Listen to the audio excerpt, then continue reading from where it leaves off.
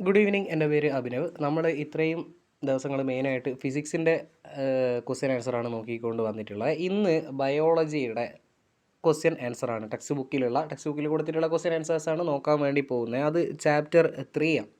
പിന്നെ ഇന്നലെ നോക്കുമ്പോൾ ഒരുപാട് കമൻറ്റ് കണ്ടു, ഇങ്ങനെ ഫിസിക്സ് അല്ലാണ്ട് വേറെ ഏതെങ്കിലും കൂടെ എടുക്കണം എന്ന് പറഞ്ഞിട്ട്. അങ്ങനെ ഒരേ ആൾ തന്നെ ഒരുപാട് കമൻറ്റ് ഇട്ട് അയാൾക്ക് വേണ്ടി സ്പെഷ്യലായിട്ട് ഡെഡിക്കേറ്റ് ചെയ്യുന്നു. ആരാണ് എന്നുള്ളത് എന്താണ് മെയിൽ ഐ ഡി നോക്കിയാലും പെട്ടെന്ന് മനസ്സിലാവില്ലല്ലോ.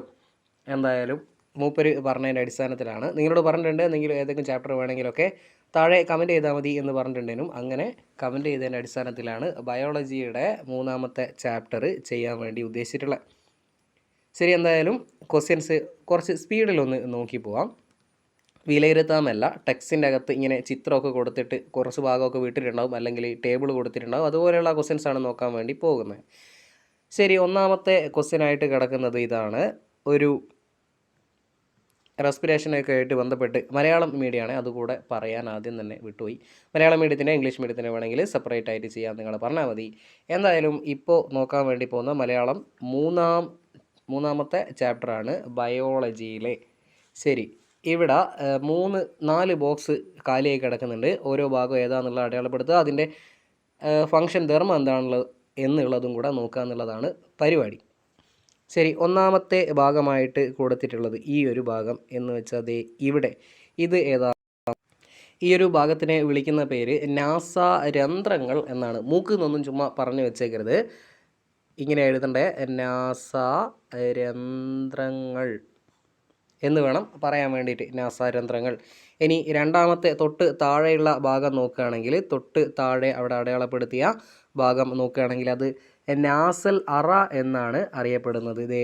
ഈ ഒരു ഭാഗത്തായിട്ട് അടയാളപ്പെടുത്തിയിട്ടില്ലേ, ഈ 2-ാമത്തെ ഭാഗം വരുന്നത് അത് നാസൽ അറ എന്നാണ് എഴുതിയത്. വ്യക്തം അല്ല എന്നെനിക്കറിയാം, എന്നാലും കുഴപ്പമില്ല. നാസൽ അറ എന്നാണ് വിളിക്കുന്നത്, നാസൽ അറ. ഇനി 3-ാമത്തെ ഭാഗമായിട്ടുള്ളത് ശ്വാസനാളമാണ്. ഈ ഒരു പൈപ്പ് പോലെയുള്ള ഭാഗമില്ലേ, ഇതിനെ വിളിക്കുന്ന പേര്, 3-ാമത്തെ ഈ ഒരു ഭാഗത്തിനെ വിളിക്കുന്ന പേരാണ് ശ്വാസനാളം കേട്ടോ, ശ്വാസനാളം. ഇനി ഈ ശ്വാസനാളം നേരെ എവിടെ പോയി കണക്ട് ചെയ്യുന്നു? ഈ ഒരു ഭാഗത്തേക്ക് കുറേ ഒരു മരത്തിൻ്റെ ചില്ല പോലെ ഇങ്ങനെ അങ്ങോട്ടും ഇങ്ങോട്ടും 2 സൈഡിലേക്കും ഒരുപാട് ശാഖ പോലെ നീണ്ടു കിടക്കുന്നില്ലേ, ഇതിനെ വിളിക്കുന്ന പേരാണ് ശ്വസനി. അപ്പോൾ 4-ാമത്തെ ഭാഗം ശ്വസനി. ഇനി ഈ ശ്വസനിയുടെ തുടർച്ചയായിട്ട് വരുന്ന ഭാഗമാണ് ശ്വസനിക, അതൊക്കെ താഴെയുണ്ട്. അപ്പോൾ ആദ്യ ഭാഗം നാസാരന്ധ്രങ്ങൾ, അവിടെ നിന്ന് നാസൽ അറയിൽ നിന്ന് പിന്നെ ശ്വാസനാളത്തിൽ നിന്ന് ശ്വസനി, ശ്വസനിക, പ്ലൂറ എന്നുള്ള രീതിയിലാണ് അടയാളപ്പെടുത്തി വെക്കേണ്ടത്. അവസാനത്തെ 2 ഇവിടെ കിടക്കുന്നുണ്ട്. ആദ്യമുള്ള 4 കംപ്ലീറ്റ് ചെയ്യാനുള്ളൂ, അത് നമ്മൾ ചെയ്തിട്ടുണ്ട്. അടുത്ത ഈ ഒരു ചിത്രം 3.1 ബന്ധപ്പെട്ട് ഒരു കുഞ്ഞു ക്വസ്റ്റ്യൻ, ഒരു ചെറിയൊരു പോയിന്റ് ഇവിടെ കാലിയായി കിടക്കുന്നുണ്ട്, അത് നോക്കിയേക്കാം. 1-ാമത്തെ പോയിൻ്റായിട്ട് ഇവിടെ ഉച്ഛ്വാസം എന്താണ് എന്ന് പറഞ്ഞിട്ടുണ്ട്. ഉച്ഛ്വാസം എന്ന് പറഞ്ഞാൽ അന്തരീക്ഷത്തിലെ വായു എന്ത് ചെയ്യുന്നു, ശ്വാസകോശത്തിൻ്റെ ഉള്ളിലേക്ക് കടക്കുന്ന പ്രക്രിയയെ വിളിക്കുന്ന പേരാണ് ഉച്ഛ്വാസം. ഇനി അങ്ങനെയാണെങ്കിൽ നിശ്വാസം എന്തായിരിക്കും? നേരത്തെ പറഞ്ഞതിൻ്റെ നേരെ ഓപ്പോസിറ്റ് അങ്ങ് പറഞ്ഞാൽ മതി. ശ്വാസകോശത്തിൽ കിടക്കുന്ന വായു അന്തരീക്ഷത്തിലേക്ക് അല്ലെങ്കിൽ പുറത്തേക്ക്, ശരീരത്തിൻ്റെ പുറത്തേക്ക് പോകുന്ന പരിപാടിയെ വിളിക്കുന്ന പേരാണ് നിശ്വാസം. അപ്പോൾ ഉച്ഛ്വാസം എന്ന് പറഞ്ഞാൽ ഉള്ളിലേക്ക് കടക്കുന്നതും, നിശ്വാസം എന്ന് പറഞ്ഞാൽ പുറത്തേക്ക് പോകുന്നതും. ആരാണ് പുറത്തേക്ക് പോകുന്നത്? വായുവാണ് പുറത്തേക്ക് പോകുന്നത്. ശരി, അപ്പോൾ അത് കുഴപ്പമില്ല എന്ന് വിചാരിക്കുന്നു. അപ്പോൾ ഈ 2 ഉച്ഛ്വാസവും നിശ്വാസവും കൂടെ കൂടുമ്പോഴാണ് അതിനെ നമ്മൾ എന്ത് വിളിക്കുന്നത്? വെന്റിലേഷൻ. ഇംഗ്ലീഷ് വാക്കാണ്, മലയാളം മീഡിയത്തിൽ ഇംഗ്ലീഷ് തന്നെ പഠിക്കുക വേണം. വെന്റിലേഷൻ എന്ന് വിളിക്കുന്നത് കേട്ടോ. വെന്റിലേഷൻ എന്ന് പറഞ്ഞു കഴിഞ്ഞാൽ ഉച്ഛ്വാസവും നിശ്വാസവും കൂടെ ചേരുന്നതാണ്. അല്ലെങ്കിൽ അന്തരീക്ഷത്തിൽ നിന്ന് ശ്വാസകോശത്തിലേക്കും ശ്വാസകോശത്തിൽ നിന്ന് തിരിച്ച് അന്തരീക്ഷത്തിലേക്കുമുള്ള വായുവിൻ്റെ സഞ്ചാരത്തിനെ വിളിക്കുന്ന പേരാണ് വെന്റിലേഷൻ. ശരി, അടുത്ത ഒരു വലിയ ടേബിളാണ്, സംഗതി സിമ്പിളാണ്. ഉച്ഛ്വാസവും നിശ്വാസവുമായിട്ട് ബന്ധപ്പെട്ടിട്ട് കുറച്ച് 2 ചിത്രങ്ങൾ കൊടുത്തിട്ട് ആ ചിത്രം മനസ്സിലാക്കിയിട്ട് താഴെ അടയാളപ്പെടുത്താനുള്ള ഒരു ടേബിളാണ്, പട്ടികയാണ് കൊടുത്തിട്ടുള്ളത്. നോക്കാം. ശരി, 1-ാമത്തെ സൂചകമായിട്ട് കൊടുത്തിരിക്കുന്നു ഇൻ്റർകോസ്റ്റൽ പേശികളുടെ പ്രവർത്തനം എങ്ങനെയാണ് എന്നുള്ളത്. ഉച്ഛ്വാസത്തിൽ എങ്ങനെയാണ്, നിശ്വാസത്തിൽ എങ്ങനെയാണ്. അതുപോലെ വാരിയെല്ലുകളുടെ ചലനം ഉച്ഛ്വാസത്തിൽ എങ്ങനെ, നിശ്വാസത്തിൽ എങ്ങനെ, അങ്ങനെ ഓരോന്നിൻ്റെയും ചെയ്യാൻ വേണ്ടിയിട്ടുണ്ട്. നമുക്ക് നോക്കാം. ആദ്യത്തെ കാര്യം പറയുന്നത് ഇൻ്റർകോസൽ പേശികളുടെ ചലനം അല്ലേ, ഇൻ്റർകോസൽ പേശികളുടെ പ്രവർത്തനം എങ്ങനെയാണ് ഉച്ഛ്വാസത്തിൽ എന്ന് നോക്കിക്കഴിഞ്ഞാൽ ഇവിടെ എഴുതിയാൽ കൊള്ളൂല, അതുകൊണ്ട് ഞാൻ ജസ്റ്റ് പറയുന്നുണ്ട്. സങ്കോചിക്കുകയാണ് ചെയ്യുക. ഇവിടെ സങ്കോചിക്കുന്നു എന്ന് വേണം എഴുതാൻ വേണ്ടിയിട്ട്. എഴുതിയത് മനസ്സിലാവുന്നില്ല എന്നറിയാം, എന്നാലും രക്ഷയില്ല. അപ്പോൾ ഉച്ഛ്വാസത്തിൽ ഇൻ്റർകോസൽ പേശികളുടെ പ്രവർത്തനം അല്ലെങ്കിൽ ചലനം എന്ന് പറയുന്നത് സങ്കോചിക്കലാണ്. അങ്ങനെയാണെങ്കിൽ നിശ്വാസത്തിൽ അതിൻ്റെ നേരെ ഓപ്പോസിറ്റ് ആയിരിക്കും, അത് പൂർവ്വസ്ഥിതി പ്രാപിക്കുക എന്നുള്ളതാണ് ഇവിടെ എഴുതേണ്ടത്. പൂർവ്വസ്ഥിതി പ്രാപിക്കുന്നു എന്ന് വേണം എഴുതാൻ വേണ്ടിയിട്ട്. പൂർവ്വസ്ഥിതി പ്രാപിക്കുന്നു. ഒരു ഭാഗത്ത് സങ്കോചം വന്നുകൊണ്ട് അടുത്ത ഭാഗത്ത് വികസിക്കുന്നു എന്നൊന്നും എഴുതി വെക്കരുത്. പൂർവ്വസ്ഥിതി പ്രാപിക്കുന്നു എന്ന് തന്നെ എഴുതണം. ഇനി അടുത്ത ഭാഗം രണ്ടാമത്തെ നോക്കുകയാണെങ്കിൽ വാരിയെല്ലുകളുടെ ചലനമാണ്. ഉച്ഛ്വാസത്തിൽ വാരിയെല്ലുകൾ എന്താണ് ചെയ്യുക? വാരിയെല്ലുകൾ ഉയരുന്നു. വാരിയെല്ലുകൾ ഉയരുകയാണ് ചെയ്യുന്നത്. അങ്ങനെയാണെങ്കിൽ നിശ്വാസത്തിൽ അതിൻ്റെ നേരെ ഓപ്പോസിറ്റ് വാരിയെല്ലുകൾ താഴുന്നു എന്ന് വേണം പറയാൻ വേണ്ടിയിട്ട്. താഴെ അടുത്തത് ഡയഫ്രത്തിനുണ്ടാകുന്ന മാറ്റമാണ്. ഡയഫ്രത്തിനുണ്ടാകുന്ന മാറ്റം, ഡയഫ്രം ഉച്ഛ്വാസത്തിൽ ഡയഫ്രം എന്താണ് ചെയ്യുന്നത്? അത് സങ്കോചിക്കുകയാണ് ചെയ്യുന്നത്, സങ്കോചിക്കുന്നു. അങ്ങനെയാണെങ്കിൽ നേരെ നിശ്വാസത്തിൽ അത് പൂർവ്വസ്ഥിതി പ്രാപിക്കുന്നു. ഇനി അടുത്തത് ഔരസാശയ വ്യാപ്തം. ഔരസാശയത്തിൻ്റെ വ്യാപ്തം അല്ലെങ്കിൽ വലിപ്പം എന്ന് പറയുന്നത് ഉച്ഛ്വാസത്തിൽ അത് കൂടും. നമ്മളിങ്ങനെ ശ്വാസം ഉള്ളിലേക്ക് വലിച്ചെടുക്കുമ്പോൾ ഔരസാശയത്തിൻ്റെ വ്യാപ്തം കൂടുകയാണ് ചെയ്യുന്നത്. നേരെ നിശ്വാസത്തിലാണെങ്കിൽ വായു പുറത്തേക്ക് വിട്ട് കഴിഞ്ഞാൽ സ്വാഭാവികമായിട്ട് അവിടെയുള്ള വ്യാപ്തം കുറയും. അടുത്തത് ശ്വാസകോശത്തിലെ വായുമർദ്ദം ഉച്ഛ്വാസത്തിൽ കുറയുന്നു, അതുപോലെ നിശ്വാസത്തിൽ കൂടുന്നു. വായുമർദ്ദം എങ്ങനെയാണ് ഇവിടെ കുറയുന്നു എന്നുള്ളത് കിട്ടിയിട്ടുണ്ട് എന്ന് വിചാരിക്കുന്നു, ഉച്ഛ്വാസത്തിലും നിശ്വാസത്തിലും. അടുത്ത വായുവിൻ്റെ സഞ്ചാരം ഉച്ഛ്വാസത്തിലാണെങ്കിൽ പുറത്ത് നിന്ന് അന്തരീക്ഷത്തിൽ നിന്ന് വായുവിൻ്റെ അല്ലെങ്കിൽ ശ്വാസകോശത്തിലേക്ക് എന്ന് പറയാം.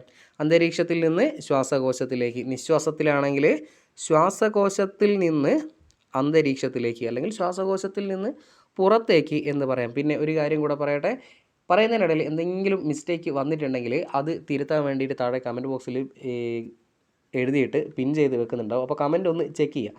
പിന്നെ അങ്ങനെ ഏതെങ്കിലും ശ്രദ്ധയിൽ പെടാതെ പോയിട്ടുണ്ടെങ്കിൽ അത് നിങ്ങളൊന്ന് ജസ്റ്റ് ഒന്ന് ഈ ഭാഗം തെറ്റാണ് എന്നുള്ള രീതിയിൽ അങ്ങനെ തന്നെ ഒന്ന് കമൻറ്റ് ചെയ്താൽ നന്നായിരിക്കും. എന്നാൽ ബാക്കിയുള്ളവർക്കും കൂടെ അത് നോട്ട് ചെയ്യാമല്ലോ. ഒരുപാട് വീഡിയോ ഒപ്പം റെക്കോർഡ് ചെയ്യുമ്പോൾ ചിലപ്പോൾ അങ്ങോട്ടും ഇങ്ങോട്ടൊക്കെ ഒന്ന് ഷഫിളായി അല്ലെങ്കിൽ ഒന്ന് മാറിപ്പോവും. പ്രത്യേകിച്ച് ഈ കൂടുന്നു കുറയുന്നു പോലെയുള്ള സാധനങ്ങൾ മാറിപ്പോകാനുള്ള സാധ്യത ഭയങ്കര കൂടുതലാണ്.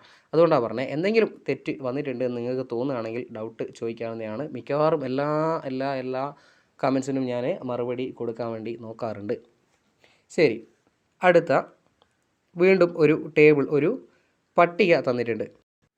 മേലെ കുറേ എന്തൊക്കെയോ സൂചനകൾ കൊടുത്തിട്ടുണ്ട്. അതിൻ്റെ ചോട്ടിലായിട്ടൊരു പട്ടികയുണ്ട്. പട്ടികയിൽ വരുന്ന ഭാഗങ്ങൾ സൂചകം എന്ന് പറഞ്ഞിട്ട് എന്തൊക്കെയോ കാര്യങ്ങളുണ്ട്. അതുപോലെ ഗ്ലൈക്കോസിസും ക്രെബ്സ് സൈക്കിളുമാണ് നമുക്ക് എഴുതാൻ വേണ്ടിയിട്ടുള്ള കാലിയായി കിടക്കുന്ന ടേബിൾ. ശരി, ചെയ്യേണ്ട കാര്യം ഗ്ലൈക്കോളിസിസ് അല്ലേ, പറയുമ്പോൾ കിട്ടുന്നില്ല, ചിലത് കിട്ടുന്നില്ല. ഗ്ലൈക്കോളിസിസ് പ്രവർത്തനം നടക്കുന്ന ഭാഗം ഏതാണെന്നാണ് ഇവിടെ എഴുതേണ്ടത്. അതുപോലെ ക്രെബ്സ് സൈക്കിൾ നടക്കുന്ന ഭാഗം, ക്രെബ്സ് പരിവൃത്തി എന്നൊക്കെ ചിലപ്പോൾ കേട്ടിട്ടുണ്ടാവും. സൈക്കിള് നടക്കുന്ന ഭാഗം എവിടെയാണ് എന്നുള്ളതാണ് ഒന്നാമത്തെ ടേബിളിൽ. രണ്ടാമത്തെ ആണെങ്കിൽ ഓരോന്നിനും ഉള്ള രാസപ്രവർത്തനത്തിൽ പങ്കെടുക്കുന്ന പദാർത്ഥങ്ങൾ ഏതൊക്കെ, മൂന്നാമത്തെ ടേബിളിൽ അതിലുണ്ടാകുന്ന ഉൽപ്പന്നങ്ങൾ ഏതൊക്കെ, നാലാമത്തേൽ അതിൻ്റെ ഓക്സിജൻ്റെ ആവശ്യകത, ഓക്സിജൻ വേണോ അല്ലെങ്കിൽ ഓക്സിജൻ വേണ്ടേ എന്നുള്ള കാര്യമാണ് അവിടെ പറയാൻ വേണ്ടിയിട്ടുള്ളത്. ഓരോന്നായിട്ട് നോക്കാം. ഫസ്റ്റ് ഒന്നാമത്തെ ടേബിളിൽ ഇവിടെ എഴുതേണ്ടത് നോക്കൂ, ഗ്ലൈക്കോളിസിസിൻ്റെ നടക്കുന്ന ഭാഗം എവിടെയാണ് എന്നാണ് ഒന്നാമത്തെ. അത് കോശദ്രവ്യമാണ് എന്ന് പഠിച്ചു വെക്കുക. കോശദ്രവ്യം എഴുതുന്നത് വീണ്ടും പറയുന്നു, ഈ കുഞ്ഞി കള്ളീൻ്റെ അകത്ത് എഴുതാൻ കൈ കൊണ്ടാണ് എഴുതുന്നത്, അതുകൊണ്ടാണ് കിട്ടാത്തത് കേട്ടോ. കോശദ്രവ്യമാണ് എന്ന് മനസ്സിലാക്കി വെക്കാം. ഇനി അടുത്ത ടേബിളിൽ എന്താ വേണ്ടത്? ക്രെബ്സ് പരിവൃത്തി നടക്കുന്നത് അല്ലെങ്കിൽ ക്രെബ്സ് സൈക്കിൾ നടക്കുന്നത് മൈറ്റോകോൺട്രിയയിലാണ്. ഇവിടെ മൈറ്റോകോൺട്രിയ അവിടെ തീരെ എഴുതാൻ പറ്റുന്നില്ല.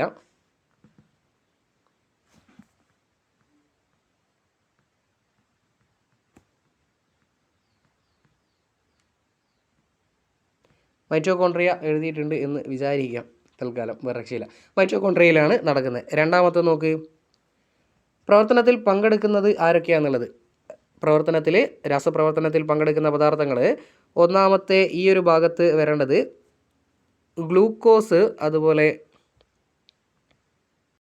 അല്ലെങ്കിൽ അവിടെ നടക്കുന്നത് എന്താണ് എന്ന് ചോദിച്ചു കഴിഞ്ഞാൽ ഗ്ലൂക്കോസ് പൈറൂവിക് ആസിഡായിട്ട് മാറുകയാണ് ഇവിടെ ചെയ്യുന്നത്. ഗ്ലൂക്കോസ് പൈറോവിക് ആസിഡായിട്ട് മാറുന്നു. ഇനി ഇപ്പുറത്താണെങ്കിലോ, ഇവിടെയാണെങ്കിൽ പൈറോവിക് ആസിഡ് കാർബൺ ഡൈ ഓക്സൈഡും വെള്ളവുമായിട്ട് മാറുകയാണ് ചെയ്യുന്നത്. അങ്ങനെയാണെങ്കിൽ നേരെ താഴെ അവിടെ ഉൽപ്പന്നങ്ങൾ എന്ന് പറയുന്നില്ലേ, ഉൽപ്പന്നങ്ങളിൽ ഈ ഒരു ഭാഗത്തായിട്ട് വരുന്നുണ്ടാവുക പൈറോവിക് ആസിഡും ATP തന്മാത്രകളും ഉണ്ടാവും. പൈറോവിക് ആസിഡ് ഉണ്ടാവും, അതുപോലെ ATP തന്മാത്രകൾ ഉണ്ടാവും. ഇവിടെയാണെങ്കിലോ, ക്രെബ്സ് സൈക്കിളിലാണെങ്കിൽ കാർബൺ ഡൈ ഓക്സൈഡ് ഉണ്ടാവും. നേരത്തെ തന്നെ പറഞ്ഞിട്ടുണ്ട് കാർബൺ ഡൈ ഓക്സൈഡും വെള്ളമായിട്ടാണ് മാറുന്നത്. അപ്പോൾ തീർച്ചയായിട്ടും ഇവിടെ കാർബൺ ഡൈ ഓക്സൈഡ് ഉണ്ടാവും, വെള്ളം ഉണ്ടാവും, ജലം ഉണ്ടാവും, പിന്നെ തീർച്ചയായിട്ടും ATPയും ഉണ്ടാവും. ATP നേരത്തേനേക്കാളും കൂടുതലുണ്ടാവും. ഒരു 28 ATP ഒക്കെ ഉണ്ടാവും. ഇപ്പുറത്താണെങ്കിൽ ഒരു 2 ATP ഒക്കെ ഉണ്ടാവുന്നുള്ളൂ. ലാസ്റ്റ് ഓക്സിജൻ്റെ ആവശ്യകതയാണ് പറയുന്നത്. ഇവിടെ ഓക്സിജൻ ആവശ്യം ഇല്ല. ഇപ്പുറത്താണെങ്കിലോ ഇവിടെ ഓക്സിജൻ ആവശ്യം ഉണ്ട്. ഈ രീതിയിലാണ് നമ്മുടെ പട്ടിക വരിക. അതിനുള്ളിൽ എഴുതാനുള്ള പ്രയാസമാണ് ഏറ്റവും ബുദ്ധിമുട്ടായിട്ടുള്ളത്. ഇനി അടുത്ത പേജിലേക്ക് പോകുന്നു. അടുത്ത പേജിൽ ഇങ്ങനെയുള്ള വിട്ട ഭാഗം പൂരിപ്പിക്കുക എന്നുള്ളതാണ് നമ്മുടെ പരിപാടി. അപ്പോൾ ഗ്ലൂക്കോസും എന്തോ ചേർന്നിട്ട് എൻസൈമിൻ്റെ സാന്നിധ്യത്തിൽ എന്തൊക്കെയോ പ്രവർത്തനമൊക്കെ നടന്നിട്ട് ഒരു 30 ATP തന്മാത്ര ഉണ്ടാകുന്നതായിട്ടാണ് കാണിച്ചിട്ടുള്ളത്. നേരത്തെ പറഞ്ഞതിൻ്റെ കണ്ടിന്യൂഷനായിട്ട് തന്നെ വരുന്ന ഭാഗമാണ്. ഗ്ലൂക്കോസും ഓക്സിജൻ അല്ലേ, O2 അല്ലെങ്കിൽ ഓക്സിജനുമായിട്ട് എൻസൈമുകളുടെ സാന്നിധ്യത്തിൽ രാസപ്രവർത്തനം നടന്നിട്ടാണ് എന്തുണ്ടാവുന്നത്, CO2 കാർബൺ ഡൈ ഓക്സൈഡും H2O അല്ലെങ്കിൽ ജലം എന്ന് പറയുന്നതാണ് കുറച്ചും കൂടി നല്ലതല്ലേ, ജലവും അതുപോലെ 30 ATP തന്മാത്രകളും ഉണ്ടാവും. ഗ്ലൂക്കോസും ഓക്സിജനും പ്രവർത്തിച്ചിട്ട് കാർബൺ ഡൈ ഓക്സൈഡും ജലവും ഉണ്ടാവുന്നു. അതിൻ്റെ കൂടെ തന്നെ 30 ATP തന്മാത്രയും. 30 ATP തന്മാത്രയാണ് അവിടെ കുറച്ചും കൂടി പ്രധാനപ്പെട്ടതെന്ന് തോന്നുന്നല്ലേ. ശരി, അതിൻ്റെ ഇടയ്ക്ക് എന്തെങ്കിലും എന്താ പറയുക, ഇത്രയും പറഞ്ഞ കാര്യങ്ങൾ ഓക്കെ ആണെന്നുണ്ടെങ്കിൽ, അല്ലെങ്കിൽ നിങ്ങൾക്ക് ക്വസ്റ്റ്യൻ ആൻസർ ചെയ്യാൻ പറ്റുന്ന രീതിയിലാവുന്നുണ്ട്, അല്ലെങ്കിൽ ആൻസർ ചെയ്യാൻ പറ്റിയിട്ടുണ്ട് എന്നുണ്ടെങ്കിൽ തീർച്ചയായിട്ടും സബ്സ്ക്രൈബ് ചെയ്യുന്ന കാര്യം ഒന്ന് കൺസിഡർ ചെയ്യുക. ഇടയ്ക്ക് കാര്യം പറയാൻ മറന്നതിനെ കൊണ്ടാണ് സ്ലൈഡിൻ്റെ കൂട്ടത്തിൽ അവിടെ ആഡ് ചെയ്തിട്ടുള്ളത്. ഇടയ്ക്കിടയ്ക്ക് ഇങ്ങനത്തെ ഓരോന്ന് റിമൈൻഡർ ആയിട്ട് വരും കേട്ടോ. ശരി, അടുത്ത വീണ്ടും ഒരു വിട്ട ഭാഗം പൂരിപ്പിക്കുക എന്നുള്ള രീതിയിലുള്ള ക്വസ്റ്റ്യൻ. ശരി, വൃക്കൻ്റെ പരിപാടി എന്ന് പറഞ്ഞു കഴിഞ്ഞാൽ അവർ പറയുന്നത് വൃക്ക ജലവും ലവണങ്ങളും മൂത്രത്തിലൂടെ പുറന്തള്ളുന്നു എന്നാണ് പറയുന്നത്. ശരിയാ, ജലവും ലവണവും ഒക്കെ മൂത്രത്തിലൂടെ പുറന്തള്ളുകയാണ് വൃക്ക ചെയ്യുന്നത്. ഇനി യൂറിയ നിർമ്മിക്കലാണ് കരളിൻ്റെ പരിപാടി. കരൾ യൂറിയ നിർമ്മിക്കുന്നു. അങ്ങനെയാണെങ്കിൽ ത്വക്ക് എന്താ ചെയ്യുന്നത്? ത്വക്ക് അല്ലെങ്കിൽ ചർമ്മം എന്നെല്ലാം വിളിക്കല്ലേ. ത്വക്ക് ചെയ്യുന്നത് എന്താണെന്ന് വെച്ചാൽ വിയർപ്പ് ഉണ്ടാക്കുക എന്നുള്ളതാണ് ത്വക്ക് ചെയ്യുന്ന പരിപാടി. ഏത് രീതിയിലാണ് മാലിന്യങ്ങൾ പുറന്തള്ളുന്നത് അല്ലെങ്കിൽ വിസർജനം നടത്തുന്നത് എന്നുള്ളതാണ് ചോദിച്ചിട്ടുള്ളത്. ത്വക്ക് ചെയ്യുന്നത് എന്ന് പറഞ്ഞാൽ തീർച്ചയായിട്ടും വിയർപ്പ് ഉണ്ടാക്കുക എന്നുള്ളതാണ്. അടുത്ത ശ്വാസകോശമാണെങ്കിലോ, ശ്വാസകോശം കാർബൺ ഡൈ ഓക്സൈഡ് പോലെയുള്ള സാധനങ്ങളെ പുറന്തള്ളിക്കൊണ്ടാണ് വിസർജന വ്യവസ്ഥയിൽ ഉൾപ്പെടുന്നത്. ഇനി അടുത്ത വലിയ ഒരു ടേബിൾ കൊടുത്തിട്ടുണ്ട്. ഈ ടേബിളിൽ ജസ്റ്റ് പറഞ്ഞു പോകുന്നതാണ് നല്ലത് എന്ന് വിചാരിക്കുന്നു. ഒന്നാമത്തെ, വൃക്കകളിലേക്ക് രക്തം എത്തിക്കുന്ന കുഴൽ. അത് വൃക്കാധമനിയാണ്. എഴുതുന്നില്ല, അവിടെ നേരത്തെ കളി തന്നെ കൊണ്ടിക്കില്ല, പിന്നെ ഇതിൻ്റെ അകത്ത് തീരെയും കൊള്ളില്ല. നിങ്ങൾ എഴുതിക്കൂടാ, വൃക്കാധമനിയാണ് ഇവിടെ വൃക്കകളിലേക്ക് രക്തം എത്തിക്കുന്നത് കുഴൽ എന്ന് പറയുന്നത്. പിന്നെ വൃക്കകളിൽ നിന്നും രക്തം പുറത്തേക്ക് വഹിക്കുന്ന കുഴലിനെ വിളിക്കുന്ന പേരാണ് വൃക്കാസിര. പുറത്തേക്കുള്ളത് സിര, വൃക്കാസിര. ഇനി വൃക്കയിൽ കാണപ്പെടുന്ന അതിസൂക്ഷ്മ അരിപ്പകളാണ് നെഫ്രോണുകൾ. ഇത് നല്ലൊരു പോയിൻ്റാണ്, നല്ല പോയിൻ്റാണ്. വൃക്കയിൽ കാണപ്പെടുന്ന അതിസൂക്ഷ്മ അരിപ്പകളെ വിളിക്കുന്ന പേരാണ് നെഫ്രോണുകൾ. അടുത്തയാണെങ്കിലോ, നെഫ്രോണിൻ്റെ നോക്കൂ, തൊട്ട മേലത്തെ ക്വസ്റ്റ്യനായിട്ട് വന്ന ഭാഗം ദേ ഇവിടെ ആൻസറായിട്ട് കിടക്കുന്നത്.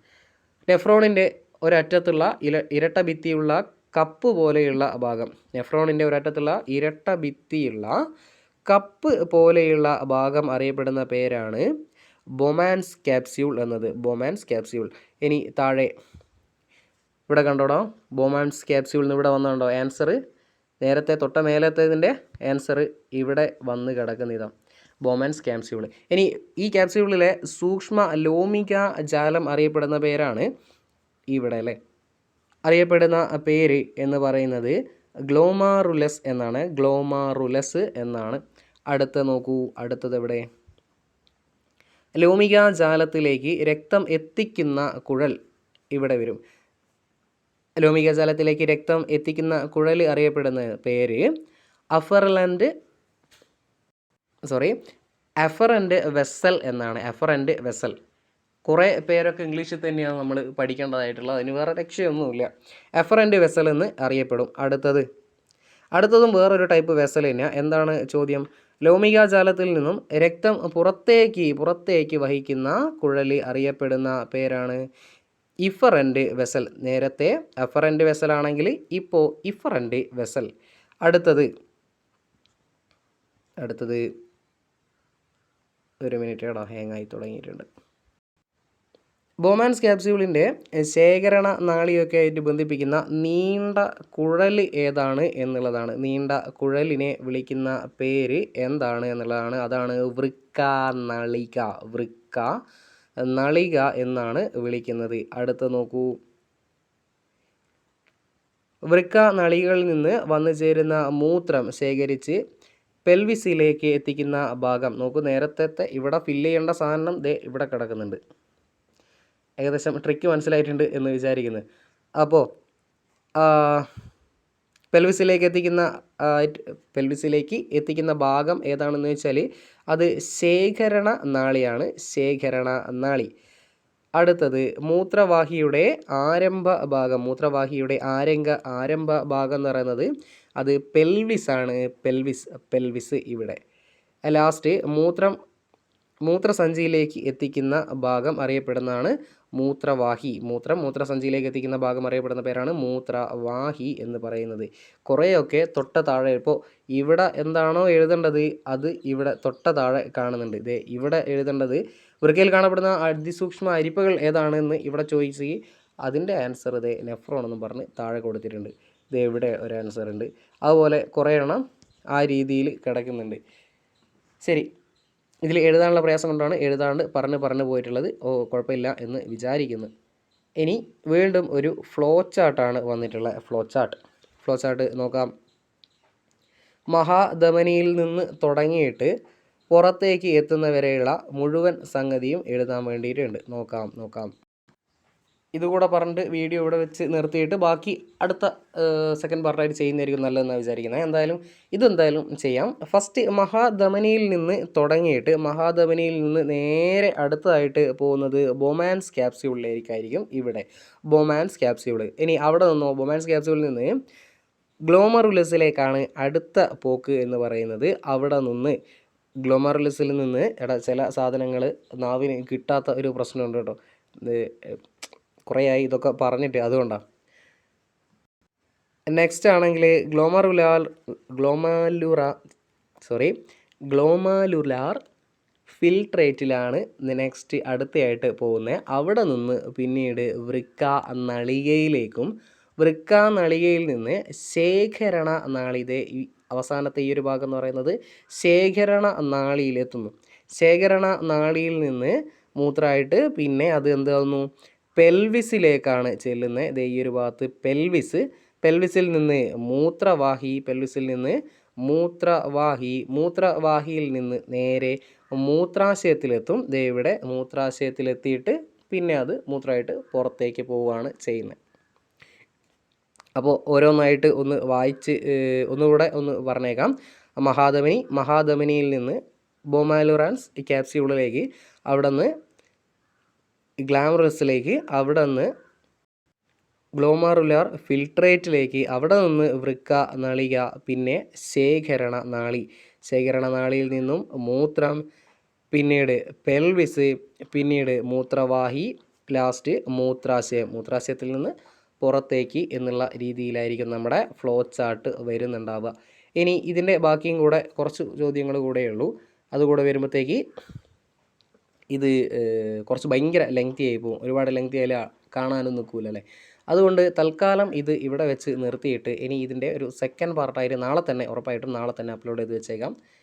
പിന്നെ ഫിസിക്സ് അല്ലാണ്ട് ഇതിൻ്റെ മുന്നേ ഒരു കെമിസ്ട്രീൻ്റെ നിങ്ങൾ റിക്വസ്റ്റ് ചെയ്തിട്ട് കെമിസ്ട്രീൻ്റെ ഒരു വീഡിയോ ആണ് ചെയ്തിട്ടുണ്ടായത്.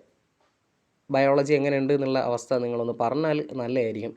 ഇനി അടുത്ത പരിപാടി എന്ന് പറഞ്ഞാൽ തീർച്ചയായിട്ടും ഈ ചാപ്റ്ററിൻ്റെ ഈ 3ാമത്തെ ചാപ്റ്ററിൻ്റെ തന്നെ വിലയിരുത്താമാണ് നെക്സ്റ്റ് പരിപാടിയായിട്ട് ചെയ്യുന്നുണ്ടാവുക, നെക്സ്റ്റ് വീഡിയോയിൽ വരുന്നുണ്ടാവുക. എല്ലാം നേരത്തെ പറഞ്ഞ പോലെ എല്ലാം എന്താണ് കറക്റ്റായിട്ട് അറേഞ്ച് ചെയ്തിട്ട് ഇംഗ്ലീഷ് മീഡിയത്തിന് വേറെ മലയാളം മീഡിയത്തിന് വേറെ ആയിട്ട് നമ്മൾ പ്ലേലിസ്റ്റിൽ കൊടുക്കുന്നുണ്ട്. പ്ലേലിസ്റ്റ് ചെക്ക് ചെയ്യുക, പ്ലേലിസ്റ്റ് പഠിക്കുക, നല്ലതായിരിക്കും. അറിഞ്ഞൂടാത്ത ഭാഗം മാത്രം നോക്കിയാൽ മതി. എല്ലാം കാണണമെന്നൊന്നുമില്ല. നിങ്ങളുടെ ഇഷ്ടം പോലെ സമയം വെറുതെ വേസ്റ്റ് ആക്കണ്ട. നിങ്ങൾക്ക് ആവശ്യമുള്ള ഭാഗം മാത്രം കാണാം. പിന്നെ എന്തെങ്കിലും സജഷൻസ് ഒക്കെ ഉണ്ടെങ്കിൽ തീർച്ചയായിട്ടും കമൻറ്റിൽ അറിയിക്കാം. ആൻഡ് സംഗതി ഓക്കെ ആണ് എന്നുണ്ടെങ്കിൽ, അല്ലെങ്കിൽ ആൻസർ ചെയ്യാൻ പറ്റുന്നുണ്ട്, ടെക്സ്റ്റ് ബുക്കിലുള്ള ക്വസ്റ്റ്യൻസ് ആൻസർ ചെയ്യാൻ പറ്റിയിട്ടുണ്ട് എന്നുണ്ടെങ്കിൽ ഉറപ്പായിട്ടും ലൈക്ക് ചെയ്യാൻ വേണ്ടി മറന്നു പോകരുത്. പിന്നെ ഇങ്ങനെ കുറച്ച് ഡീറ്റെയിൽ ആയിട്ട് സംഗതി കേട്ടാൽ മനസ്സിലാവുന്നുള്ള നിങ്ങളുടെ ഫ്രണ്ട്സ് ഉണ്ടെങ്കിൽ തീർച്ചയായിട്ടും ഷെയർ ചെയ്ത് കൊടുക്കുക. അപ്പോൾ അടുത്ത വീഡിയോയിൽ കാണാം. Thanks for watching.